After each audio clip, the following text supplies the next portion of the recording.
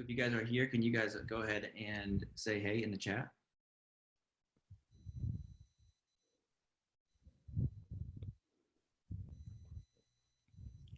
Here we go, now we're coming. My name is not Daryl. I am Alan Vesterfelt, his brother. I'm also part of the Copyblogger team, filling in for him and helping Stephanie out with the webinar today. If you guys are here, can you guys go ahead and say hey in the chat for everybody? Remember to switch the little drop down to all panelists and attendees so everyone can see it, not just Stephanie and myself. We got Aubrey, Jim, Kat. Cool.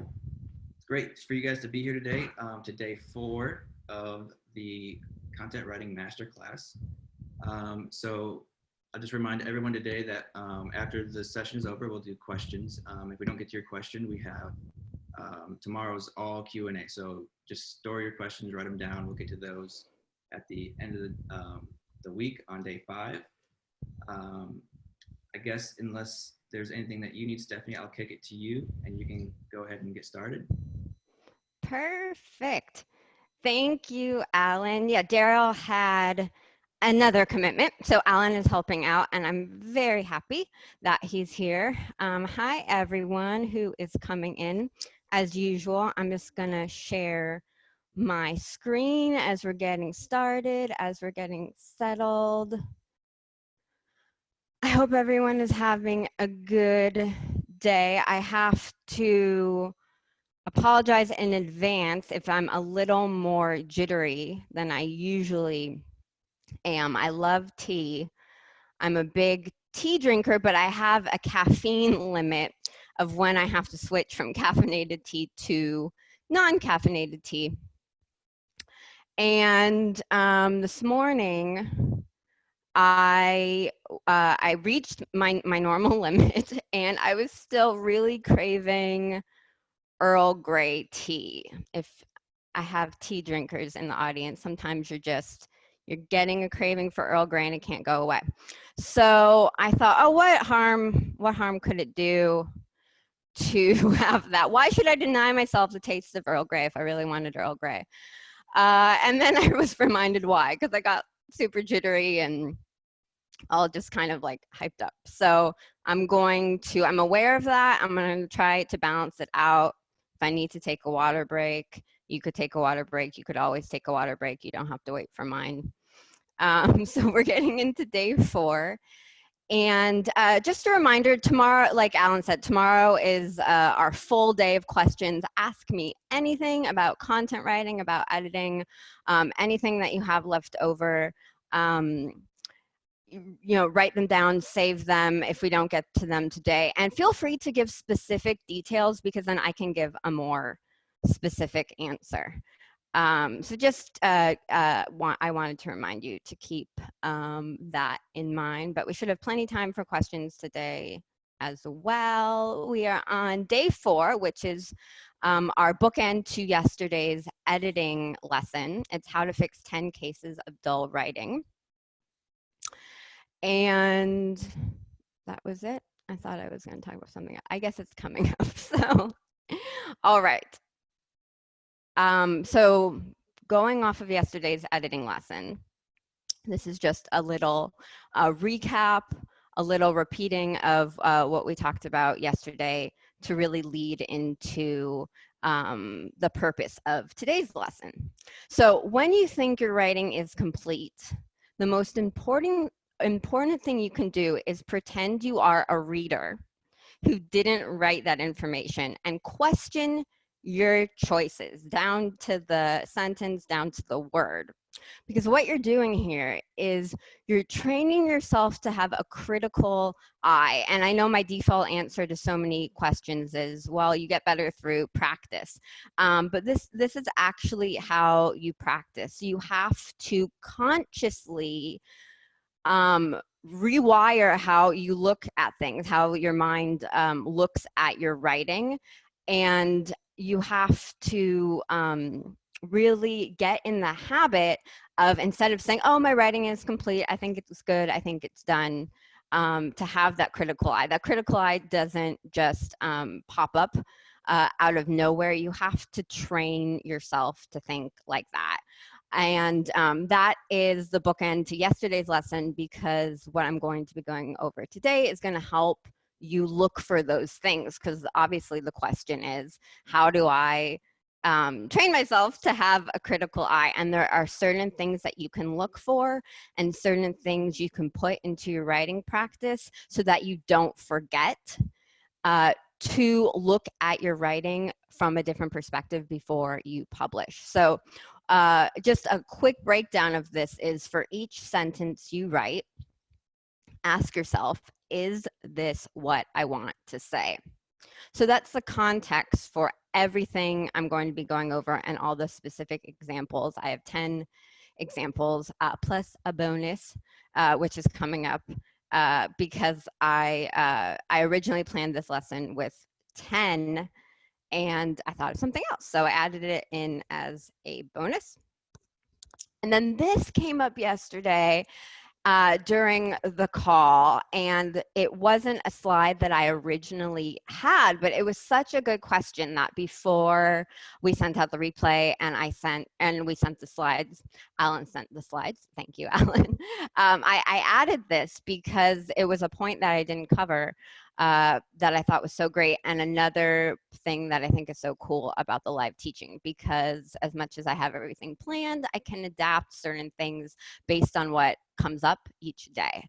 So I'm telling you to be super critical, but then do you never publish? How do you know when to release your writing? And that goes back to having a balance between doing your best work and learning to let it go at the same time. So how do you learn to let it go? If you're worried about over editing, how do you know when to publish? So you want to do your best work, but not obsess over your writing to the point where you don't publish anything. So if you find yourself obsessing, check to make sure your article serves your ideal reader in a clear way that differentiates you from competitors. And the key action phrases what's on the screen in green: serves, clear, differentiates. And those are just checkpoints where if you find yourself over editing and you're like, I don't even know what I'm talking about anymore, should I just give up on this? Is this not good writing? Or should I just release it? Check those things, because if you do have those things, publish and move on to keep learning, because you only keep learning if you move on to your next piece of content and grow and evolve as an editor as you create that and publish it, and so on and so on. So this goes back to, if you watched our free call last week, this is a concept that I call growing from good enough. And it's really learning what good enough is so that you feel confident that you've done everything that you could do to make your article the best piece of content that it can be, and then move on so you can keep growing and learning. So there's a URL on the screen if you want to learn more about the concept of growing from good enough. So that is in yesterday's slides as well, but I just wanted to go over it explicitly because I didn't go over this yesterday. It was a new addition. So today is really about creating your own publishing checklist. And again, these things are going to make you feel confident that you don't have to spend forever obsessing and over editing, that if you go through these items and you feel good about them, then let it go. Your work is complete, you let it go, and you move on to the next one. So these are just examples of what you could look for. These are examples of common concepts, they're categories that I would put on a publishing checklist. And it's great because you can use these as a starting point and then customize your own based on mistakes that you see that you're making over and over again in your writing. Like Daryl mentioned yesterday, he's learned a lot of his common mistakes from using Grammarly. We had a little chat about Grammarly in the question section yesterday. So on his checklist, he would have those common errors that he makes. And this is really just either a digital document or a document in a notebook that you can make, where when you think something is done, you go through all of these categories and just do a final check. And it helps you feel like you've hit the things that could go wrong before you actually publish. So these are the 10 that we're going to be going over today. And then we have a bonus, which is a little bit funny that we'll get to as well. And if all of this seems really boring to you, I have a disclaimer. There's a little risque thing coming up. We have a little bit of adult content. I went rogue, and I have a little bit of a risque example. It's very minor, and we are all adults, so I don't think it would be a big deal. But if you are very sensitive and easily offended by things, I absolutely respect that. So you can skip number 5 that we go over. You might just want to go make a cup of tea, but not Earl Grey if you've already reached your caffeine limit for the day, and then come back. And to intrigue you a little bit more, number 5 is just about spelling. So what could it be? Hopefully no one leaves, but if you leave, I totally get it. Not everything is for everyone. So we're just going to get into these different categories. So the first one is punctuation. Punctuation can be super boring to a lot of people. We think, oh, I don't want to learn what, the correct usage is, or I don't want to take the time to, add all those details, especially if you're a super creative writer. You don't care about punctuation. I understand that. So I wanted to start with a mistake that we made on Copyblogger, because we do make mistakes. It's not that often, but we do. And this mistake came from good old-fashioned, I was too close to what I was looking at, and I didn't see the error because it made sense to me. And that's a struggle that we have when we are editing our own writing a lot. We're so close to it, we don't see the errors. So all of these categories, again, are helping you look at your writing from a different perspective so that you do see how your writing can be improved. And so what is on the screen right now? I guess I should just get into it. I understood what this headline said. It's how to write content that resonates with Stephanie Flaxman. And to me, I understood what was going on because I knew this was a podcast episode that Daryl and I recorded. And the topic was how to write content that resonates. And the with Stephanie Flaxman part was I was the guest on the Copyblogger podcast. So I didn't notice that there was a comma missing before with Stephanie Flaxman. And the image helped me forget this even more because the main title, How to Write Content That Resonates, was separate from the other section that's below it, which is just saying who the guest is on the show with Stephanie Flaxman. So we published this on Copyblogger like this. It was tweeted out with the headline from a Copyblogger, and then Copyblogger founder and CEO Brian Clark saw this on Twitter, and he replied, "Content that only resonates with Stephanie Flaxman." And he and I talked about it, and we laughed about it because, like I said, mistakes don't happen that often. So we don't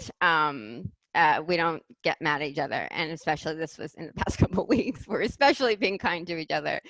So this was more of a joke, but he was absolutely right because the way that he read it was content that only resonates with Stephanie Flaxman, meaning content that only resonates with me. So we had a little fun on Twitter and some people jumped in, but then when Brian and I talked about changing it, he suggested featuring, which I loved. I wish I had thought of it, but I did not. So I'm happy to give him credit for that. So I went back to the blog. We left it on Twitter like that. You know, it's no big deal. Like I said, we don't make mistakes that often. So when we do, we can just have a chuckle. But I went back, and then on the bottom of the screen, it was changed to how to write content that resonates, comma, featuring Stephanie Flaxman, and there is no confusion anymore. So punctuation is important to look for, even if you think, oh, what difference can a comma make? If I had looked at this with a more objective eye, because this is what I was going to say when I lost my train of thought. If I had slowed down and looked at this with a more critical eye, because I knew I needed to, because I was too close to it, I was forgetting I was so close to this and it was going to make sense to me. And it was a result of me not slowing down. So this goes back to the slide that I repeated over and over again, to leave enough time and slow down with your work, because you will find things that you can easily overlook. And that is what happened here. I was too close to it and I didn't slow down to see the error. So I can make these mistakes too, and making mistakes is great because this is how we learn from it. You will come up with your publishing checklist by making mistakes. And if you don't want to make them again, you can write them down and be aware of them. So it's a really easy way to immediately improve your writing, and it makes it easier in the future, because if you're not making the same mistakes, you have room to improve other things, because the process never ends. As much work as you do, there's always more work, which is a common theme, you know, in growing in life as a person as well. No matter how much you've already accomplished, there's more too. So if you start, if you stop making mistakes that you used to make, you have a clear vision to see other things you can improve. So it's a really fun thing about growing as a writer. So we're moving on to number 2, which is proper names in your content. And this was a big shout out to Copyblogger and the Copyblogger team in these examples, because spelling anyone's name in your content correctly is really important, and I will get to that. But these examples are, even though this is our shout out to Daryl, even though he's not here today, there are different ways to spell Daryl. He spells it with 2 R's and 2 L's, because I'm very appreciative of Alan helping us out today. We have Alan's name there, which I'm sure he appreciates, is spelled correctly, which is 2 L's and an E. And then my name, which is commonly spelled with a PH, but I spell it with an F. So if you ever think that double checking the name of someone in your content isn't important, think about how you feel when your name is misspelled. If there's a possibility of misspelling your name, and if someone didn't take the time to double check if they were talking about you, how would you feel? And also Copyblogger is spelled in a lot of different ways. The first one that I have at the top of the list is how we write Copyblogger. And you could spell it with the C and the B capitalized. You could do it with 2 words with the C and the B capitalized, or it could be all lowercase.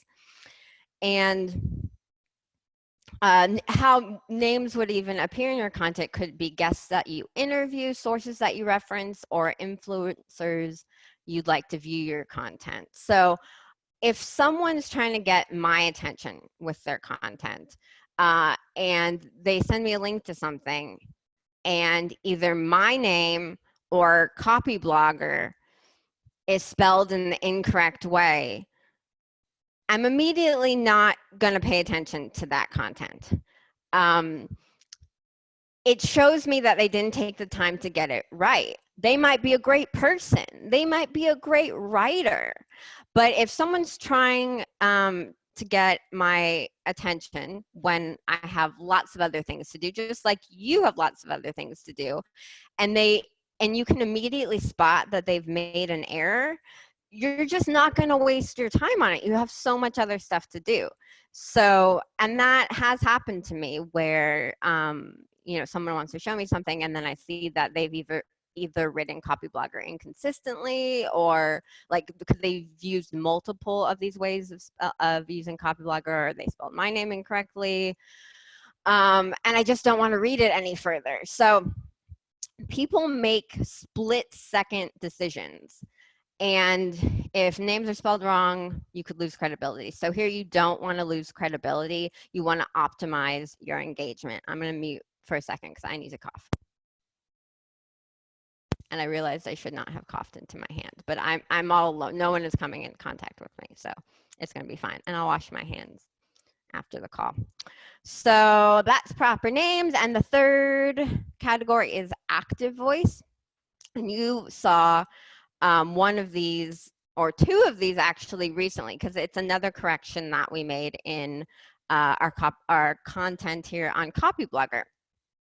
And it's three different ways to say the exact same thing. Click here to automatically be registered. Click here to register automatically. Click here to automatically register.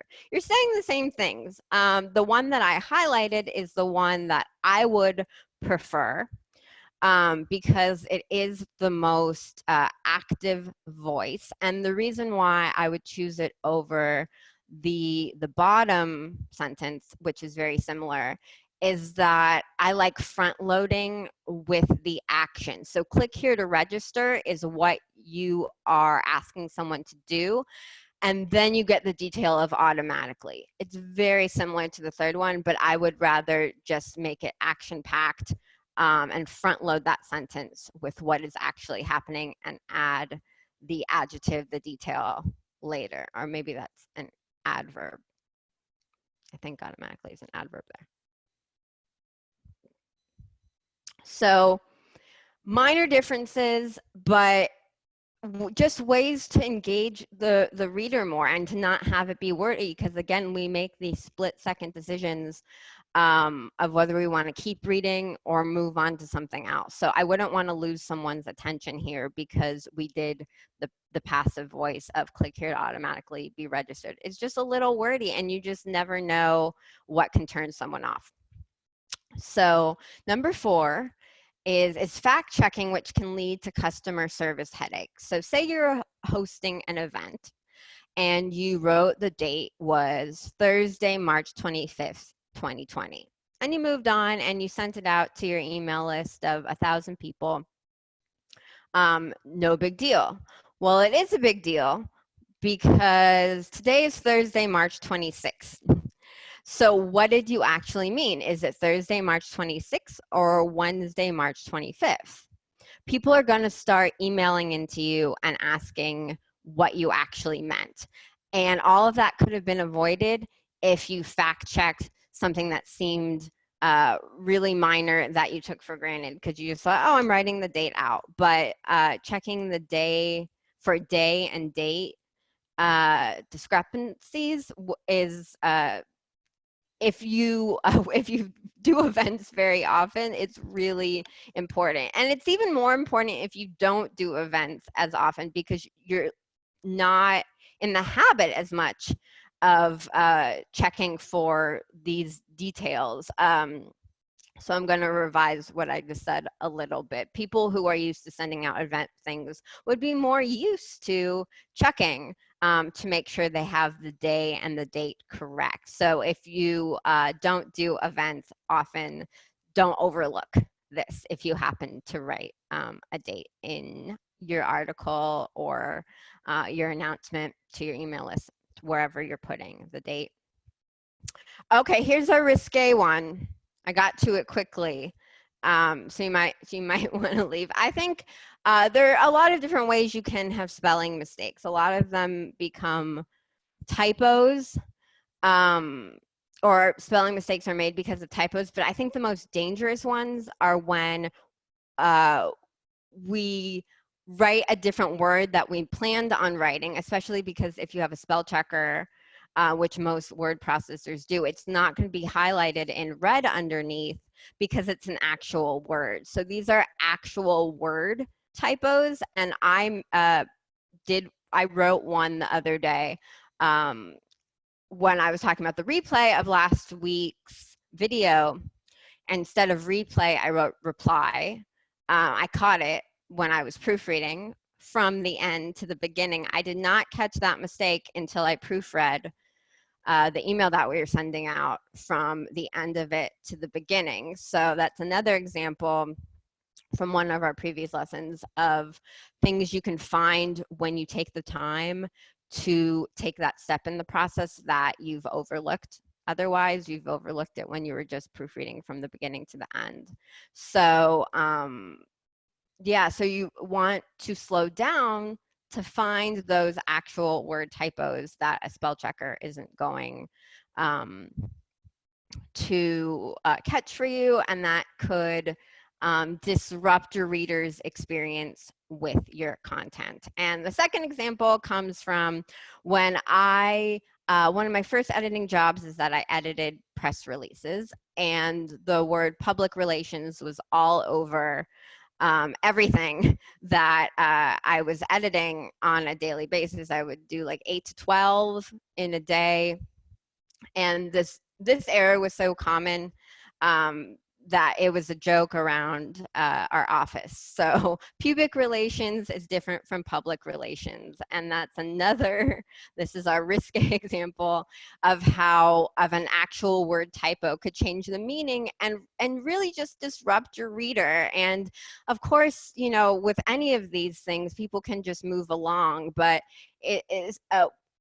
it shows what an impact a typo can make. And, you know, maybe someone would stop taking you seriously, or they'll never forget it, but it could be in a bad way, not a good, memorable way. So be very careful with spellings and actual word typos. So moving on to number 6 is the phrases that we choose to describe things in our content. So this is another example that you probably saw recently. It was explaining my experience on our sign up page for the call that we did last week. And so what I originally wrote, and it's still, this is a version that is still posted, because phrases like these aren't the end of the world, but they are ways that you can just get stronger as a writer and get more clear and crisp about what you're talking about. So the sentence that I originally wrote was, for the last 20 years, Stephanie has been developing writing and editing techniques that transform decent drafts into persuasive and shareable works of art.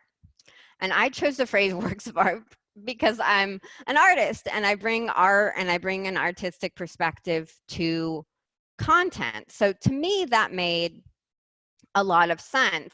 And this really, the phrases that you choose go back to the intersection again of who you are and who's in your audience from one of our previous lessons from earlier in the week.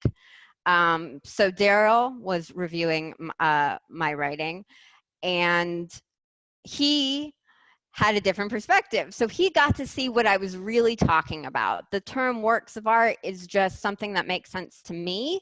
It's not really the message that I wanted to communicate to our audience. So he changed that phrase so that the sentence was, for the last 20 years, Stephanie has been developing writing and editing techniques that transform decent drafts into persuasive and shareable content powerhouses. That's really what I meant, but it took someone else. And again, this is why, you know, training yourself to have a critical eye is so important if you're editing your own writing. It takes a different perspective to go, oh, that's not what I really meant to say. That's not really the best message for our audience. So then in a different version you probably saw it both ways. And this is just real stuff that happens. And again, it goes back to finding that balance between doing your best work and letting it go, because the luxury we have with digital content is things can be updated later. We're not printing on paper. And then it's, you know, it's really printed, and you can't do it. So, you know, mistakes happen, recognize them, correct them, move on. And I just wanted to take a little break here again, because I keep throwing out these next class topic ideas, because I'm really excited about other things that I can get into more detail with. So I had another idea about a class for generating content ideas for your brand or your business. Just something to think about, and hopefully Daryl and I will be in touch sometime in the future. And I'd love to hear what you guys will be interested in learning about next. Well, just a little break there. Let's take a little water break at the same time. Okay. So number 7 is word choice errors. And this is a huge topic to dive into, because, and it's related to a lot of the other categories that I was talking about. There are words that look similar, but they have different meanings. And so these are common mistakes. And again, if you learn how to correct them and write them properly the first time, you can move on, and it opens you up to seeing other things you can improve, because you're not taking the time to correct compliment and compliment anymore, or premiere and premiere anymore, or effect and effect anymore. And so you can, you start spotting other areas of your writing that you can improve, and you can keep growing, because you're not stopping to go over the beginner stuff anymore. So that was really my intention with this article that I wrote. You can see the headline and the image on the screen right now. I'd stop making these 12 word choice errors once and for all. I put the URL there too, URL there as well.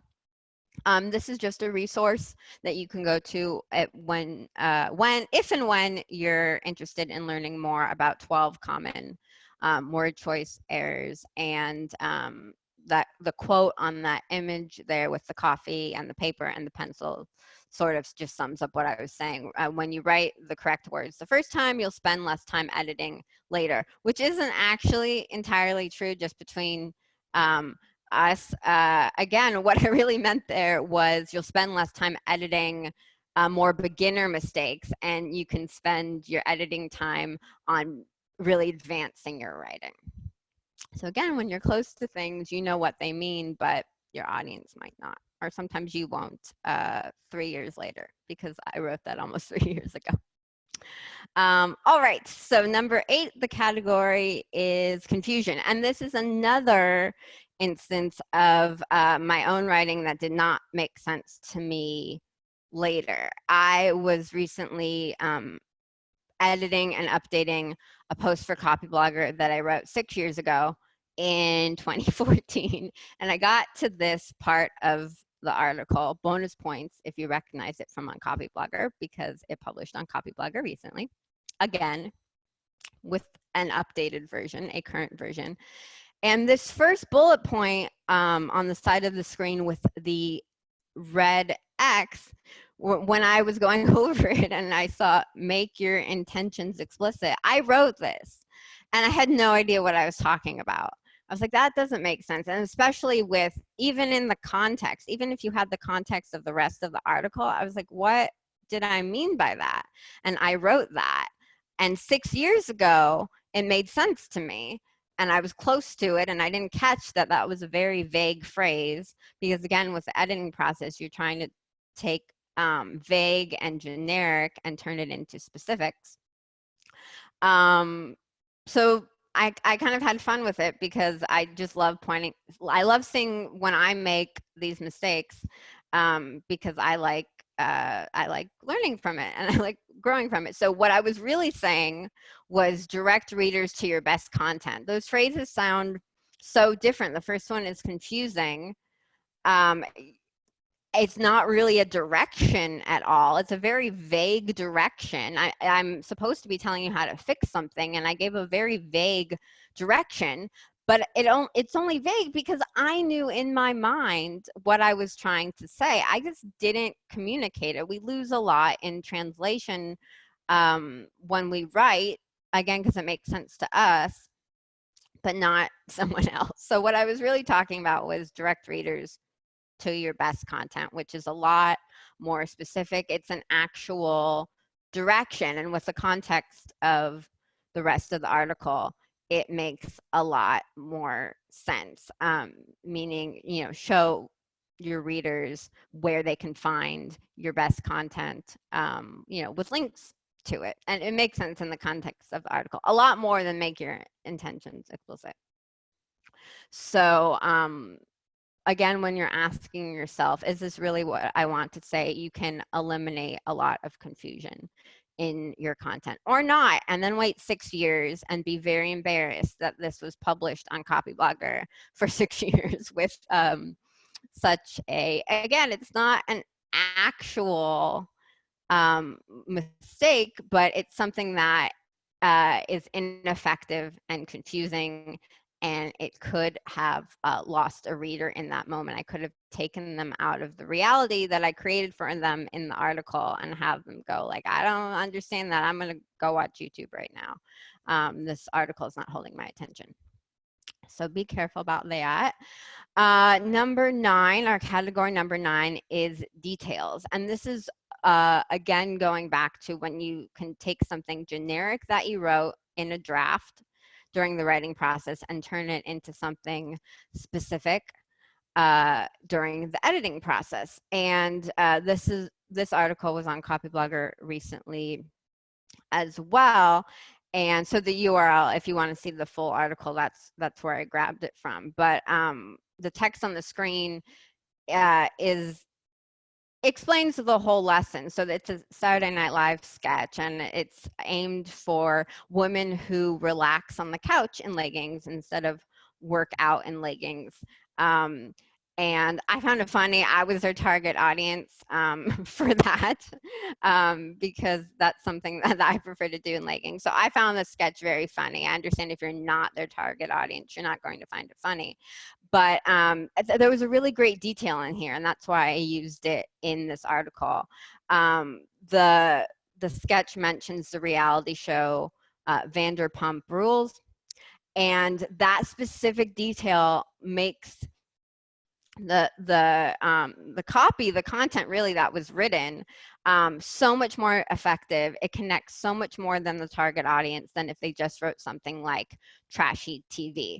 And then I go on in the article to say that I don't watch reality TV. That's just not one of my hobbies. So I've never seen Vanderpump Rules, but because it was that specific detail, it helped guide me to what my guilty pleasures are, which is just like going down rabbit holes on YouTube, because I watch a lot of YouTube, which could be compared to if you are a fan of reality TV. So, but if they just wrote something more general like trashy TV, it wouldn't have connected as much. Just knowing, it's just funnier. It's just funnier, and it helps. Even like I said, even if you don't specifically watch Vanderpump Rules, a detail can immediately make your mind go to your version of that more than a general term can, like trashy TV. So details is a category that you can look for when you are going over your content. I'm just checking the time. Okay.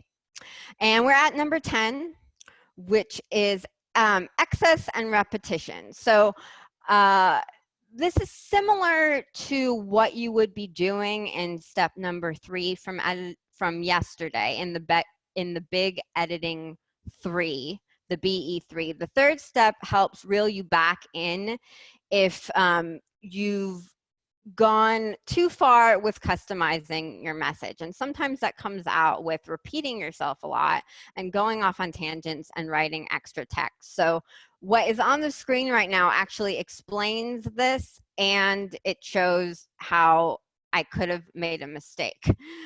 So I'm just going to read it. You often need to elaborate on a point to express yourself clearly. But one thing that makes editors salivate is spotting two sentences that repeat the exact same information. The words in the sentences may be different, but the writer reveals nothing new. So in green there, I'm actually explaining what I previously said with more detail. That second sentence in green helps explain my point. But if I was just repeating information, it would have been the second version, which is you often need to elaborate on a point to express yourself clearly. But one thing that makes editors salivate is spotting two sentences that repeat the exact same information. You write the same thing twice. So what is in red there, if I wrote that in my writing or I saw that in someone else's writing, I would just take out that sentence. And I would either have inserted something like the sentence in green, or I just would have left it out. It depends on if it was my writing or someone else's writing and the context. But a reminder here that these things matter when it comes to holding attention.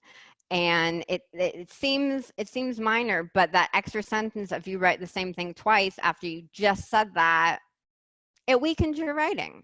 So if you want to clarify, make sure you are adding more details that help the reader and you're not just repeating yourself. So again, this is a reminder that content is not a novel. You want to hold attention with a concise message. And your content should be as long as it needs to be, but once it's as long as it needs to be, don't make it longer. There's no reason to make it longer if you have already clearly communicated your message. Sometimes if something feels on the shorter side to you, you can add more details. Going back to this slide, I felt like it was necessary to expand on my point was by saying the words are different, but the writer reveals nothing new. I thought that detail was helpful, and it was an instance that I actually did want to expand on a point. But if you've already said something clearly, it's not necessary. So there's nothing wrong with long content. I feel like it always comes off as I'm knocking long content, and I'm saying that you shouldn't do it because your message should be succinct and concise. But I think I just don't like long content when someone feels that they have to write that much to be a good writer. I need to write a 2,000 word blog post and then I'm a good writer. Well, if you can communicate the exact same message and serve your audience in the exact same way in 500 words, you don't need to write 2,000 words. But if you've been researching something for 3 months and you have a lot of great details and you're writing something completely comprehensive for your audience, yeah, it's going to be 2,000 words or more. But if that's not what you're going for, you don't need to force yourself to write something longer. So only write longer things when it is really appropriate. And moving on to our bonus, I'm not going to go into too much detail about this because it is just a bonus and I want to leave some time for questions. But Sonia Simone, who's one of the co-founders of Copyblogger, you guys might be familiar with her. I worked with her for many, many years. Sonia is fantastic, and I love this article that she wrote a few years ago. It's one of my #1 resources, I would say, and that's why I had to include it as a bonus. Even though it was a little bit more than I planned on talking about today. It talks about a fun term that her and I used to say called unicorn vomit, which you can look in the article to find out more what that means. But it's when your personality in your writing goes too far, because we have to give the disclaimer, because we always say reveal yourself, you have to make your content unique to you, but that can go wrong in so many ways. So if you're wondering, you know, how to find that balance more of how much do I reveal, how much do I hold back on, this article about how to add color and richness to your writing without making us want to barf is a really detailed, great article about finding your voice without being inappropriate. So that's our bonus, and I think we are ready for questions. I will welcome Alan back. Hey, yeah, for anyone who maybe joined late, my name is Alan. I'm a member of the team helping out, filling in for Daryl. So we already do have a couple questions in the chat, but if you guys have others, please put those in. Stephanie, the first question we have is from Sue. And she is asking, which proofreading standard should we use? Example, the New York Times or whatever the client prefers. Do you say proofreading standard? Yes. Do you mean like a style guide, or I'm wondering about any? Yeah, Sue, maybe could you explain that question a tiny bit more? While we're waiting for that, Andrea has a question. What is the average word count or length for most of your posts? Mine really range from about, that I personally write, this is what it sounds like. I mean, I can write anywhere from 500 words to 3,000 words, and it's such a huge range because I don't pay attention to word count when I write, and I never really did. So it's not something like, oh, after so much experience, I don't pay attention to word count. I think what helped me become a writer, I mean, it takes a really long time. I worked freelance for 6 years before I became, you know, a member of Copyblogger. And so it takes time to build an audience, but I think something that helped me stand out when people did start recognizing my body of work is that I didn't just fill up a page with words if I didn't need to. I had really short articles on my blog that were helpful, useful articles, maybe even like 250 words to 400. And then I had much longer ebooks and tutorials. So building my freelance career was about just doing what was appropriate for the piece of content and not worrying about too much about word count. But I did show a variety, and I think that could be an important point too. In my writing portfolio, I had a variety of, hey, I can do short things and communicate a message in a limited word count, but I can also write longer things because here's a 100-page ebook that I wrote. So the more variety you could put in your portfolio, I think is more important than an individual's, you know, putting an expectation on an individual piece of content, word count wise. Awesome. Another question from Jim. He said, some people capitalize all the words in the headlines and titles. What's your take on that? Yeah, and that goes back to style too, if that's what Sue was asking.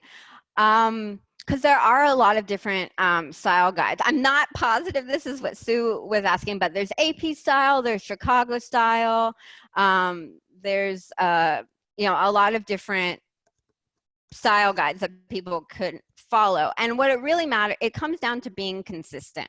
So whatever you pick, just keep doing it that way. We have a certain style on Copyblogger, and it has also evolved.